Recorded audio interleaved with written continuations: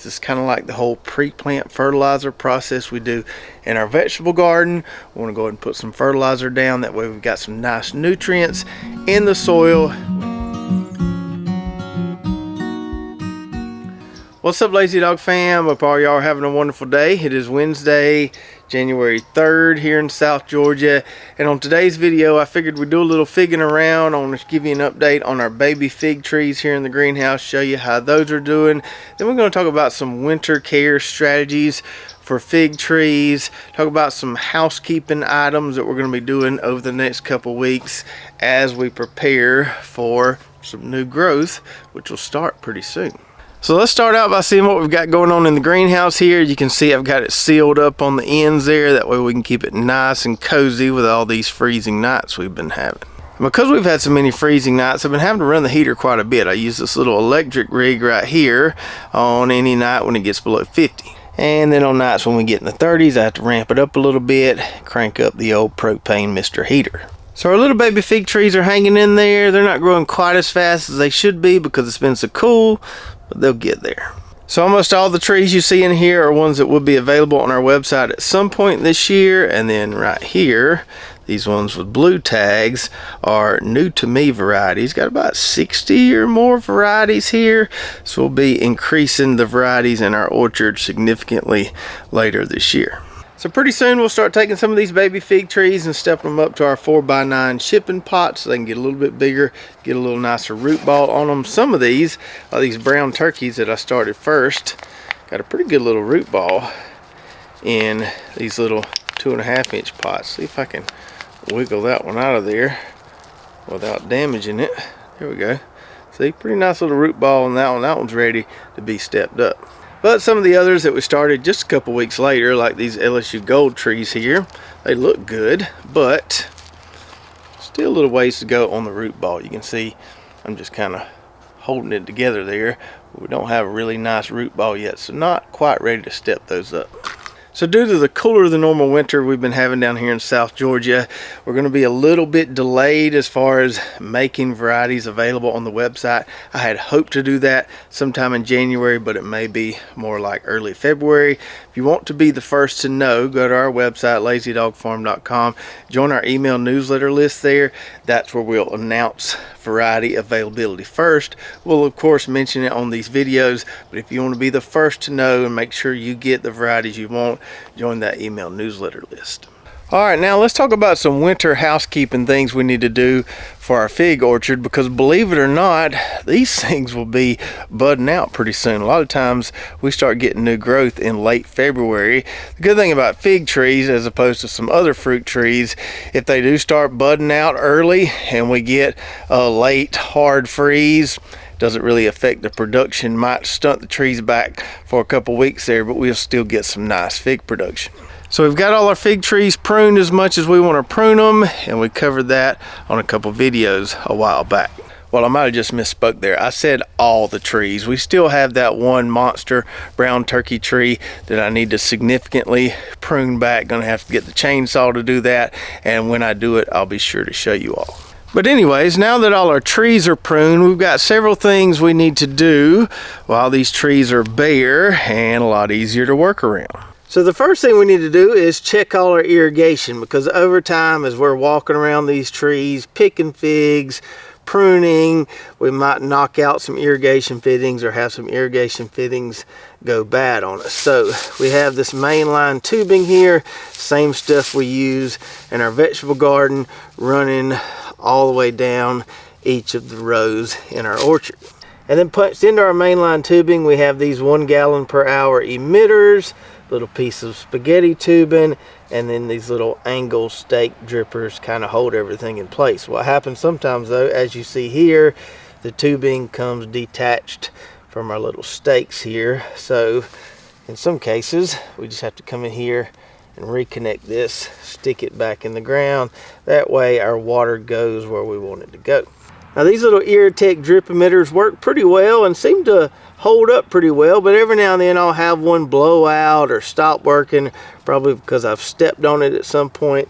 So I always keep me a box of these under the barn. Just keep these rigged up. Got my emitter, my tubing, and my stake here. And so what I'll do is I'll turn on the water here in the next couple days when I want to check all these. I'll turn on the water and just walk down the rows and make sure everything's working properly. If one of these has gone bad, a lot of times I'll just replace the whole thing here, put all my parts in another box, and then piece together some more later. So that just kind of speeds up the process. Having these already put together, we can just plug and play and replace where needed. So checking our irrigation system, making sure everything's working would be step one. And if you want to know more about our fig tree irrigation system, as always, we've got links to our irrigation blogs in the description below, and you can see all the pieces we've used for this system. And then the next thing I want to do over the next week or so is put some fertilizer around each of these trees. This is kind of like the whole pre-plant fertilizer process we do in our vegetable garden. We want to go ahead and put some fertilizer down. That way we've got some nice nutrients in the soil when these trees start growing again. So we get a lot of questions about what fertilizer to use on fig trees. I always tell people just use something relatively balanced. We'll be using some of this coop grow here. I'll show you how we do it in a minute. You could also use 10, 10, 10, 13, 13, 13, whatever you can find. We use some of the AgriThrive and inject that once the trees start growing. But I like this granular stuff right now, just to put down around the base of the trees. I'm sure in commercial fig orchards they have some specialized fertilizer blends they use, and I don't really know what they use, but just something balanced seems to work well for us. And I don't get real particular or precise with this. I will tell you, with an older established tree like this Canadria tree right here, it's kind of hard to overdo it. I remember when touring Cajun B's place over in Louisiana, he had a tree, he had accidentally spilled almost a whole bag of 10, 10, 10 around the tree, and it was growing like crazy. So you can feed these things as much as you want. Got to be a little careful with younger trees, but an older established tree like this, man, you can really pump the juice to it if you want.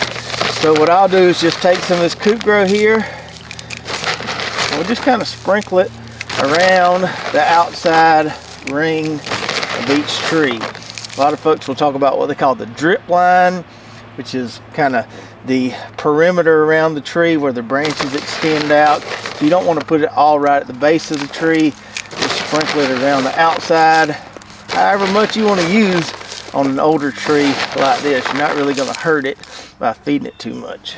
So that will make sure we've got some good nutrients down there when these trees are ready to start growing again. And the main reason I like to go ahead and check my irrigation now, put my fertilizer down now, is because pretty soon we'll be getting some new pine straw put down for all these rows.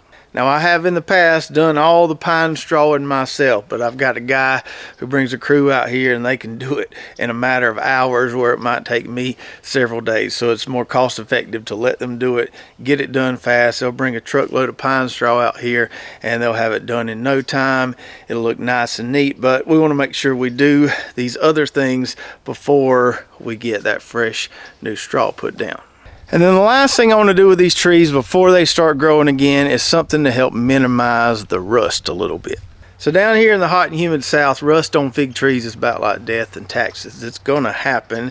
And we did several videos last year showing you the rust on our fig trees and how the leaves will get rusty and fall off, and then we'll get new growth, new leaves, new figs, just kind of part of the process down here. So although fig rust is inevitable down here, we can do some things to kind of mitigate or minimize the amount of fig rust we get. And we can do that by applying a dormant spray, and we can also spray again early in the spring before we start getting figs. You don't want to spray your fig trees when they have figs on them, but you can spray them a couple times before you start getting fig production, and that can help with the rust. So there's several different things you could use, organic or synthetic. Some people use neem oil. You could use liquid copper. We'll be using this product right here, which we have on our website. Now, this is not labeled as a fungicide, but it has several strains of beneficial bacteria that can work as a fungicide. One in particular, Bacillus amylolic fascians. We use this in our vegetable garden a good bit, but it can also be helpful on these fig trees. So what I'll do in the next week or so is mix up some of this in my backpack sprayer and just coat all the wood on these fig trees here. And what happens is the beneficial bacteria in here kind of colonize on that fig tree and help reduce the amount of rust we will get once the trees start growing. You could do just one dormant spray. I'm probably going to do two, so I'm probably going to do one here in the next week or so, and then do another probably mid-February or so, and then I'll probably hit mine again once we start getting some nice leaf growth on there, but before we get figs. So if you've never tried a dormant spray on fig trees, it can help reduce some of those problems you'll have when it starts to get hot outside. A lot of people will ask us about peach trees and other fruit trees, and I just don't have any experience with peach trees or apple trees, so I can't really speak to those, but I do know it helps on fig trees. So make sure you do your winter housekeeping on your fig trees and some of your other fruit trees. Pick a day when it's nice outside. Take care of a few of these things that will really help your trees once they start growing again. So I hope you enjoyed the video today. As always, you can find that Coop Grow fertilizer and that booster product on our website at lazydogfarm.com. Also, don't forget to sign up for that email newsletter so you'll be the first to know when these fig trees are available. And if you want to learn more about our fig tree irrigation system here, watch this video when we started installing all the irrigation on this part of the orchard. So check that out, and we'll see you next time right here at Lazy Dog Farm.